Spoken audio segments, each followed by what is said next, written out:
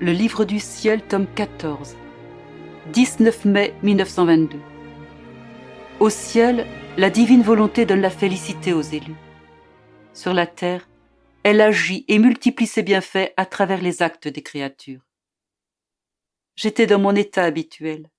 Mon toujours aimable Jésus se manifesta en moi, où il ouvrit une petite porte.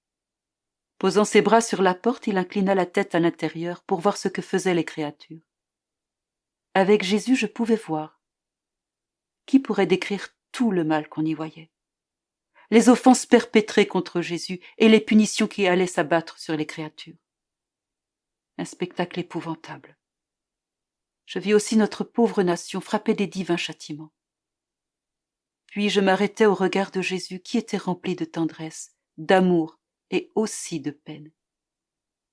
Me souvenant que quelques jours plus tôt je n'avais pas réussi à faire changer son attitude envers les créatures, je lui dis « Mon amour et ma vie, vois comme nos chers frères souffrent.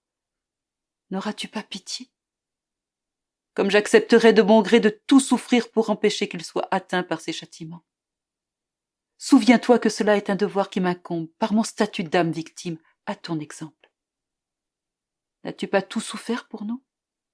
Ne veux-tu pas que je souffre pour que ces châtiments leur soient épargnés?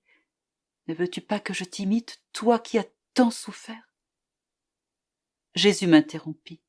« Oh, ma fille, l'homme a atteint un tel niveau de dépravation que je ne peux le regarder qu'avec horreur. J'arrive à le regarder uniquement par toi. Trouvant en toi la tendresse de mon humanité et mes prières, je deviens pris de compassion, et par amour pour toi, je vais épargner des vies. L'homme a besoin de sévères purifications. Autrement, il ne verra pas la réalité, pas plus qu'il ne corrigera ses erreurs de conduite. Voilà pourquoi, pour le confondre et renouveler les choses, je vais tout secouer. Je vais inventer des punitions nouvelles et imprévisibles, dont il ne pourra trouver la source. Mais ne crains pas. À cause de ton amour, je vais épargner une partie de la création, car je sens en toi ce que j'ai dans mon humanité, une solidarité avec toutes les créatures. De ce fait, il m'est difficile de résister à tes demandes, de te déplaire.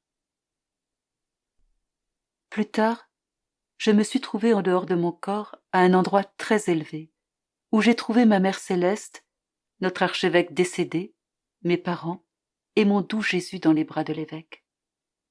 Quand ce dernier m'a vue, il déposa Jésus dans mes bras en disant « Prends-le, ma fille, et réjouis-toi en lui. » Une fois dans mes bras, Jésus me dit « Fille bien-aimée de ma volonté, je veux renouveler tes liens avec le grand don de la vie dans ma volonté.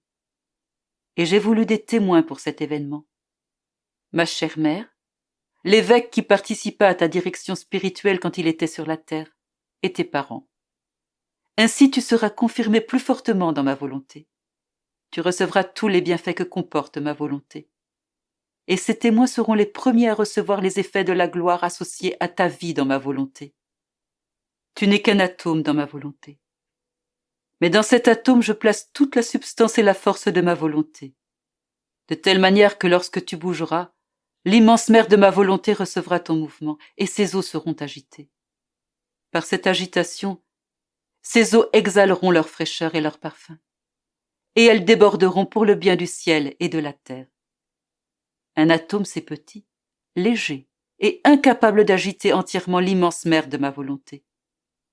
Mais quand cet atome contient la substance de ma volonté, il peut accomplir n'importe quoi. Et tu me donneras de l'espace pour que j'accomplisse en toi d'autres actes divins inspirés par ma volonté.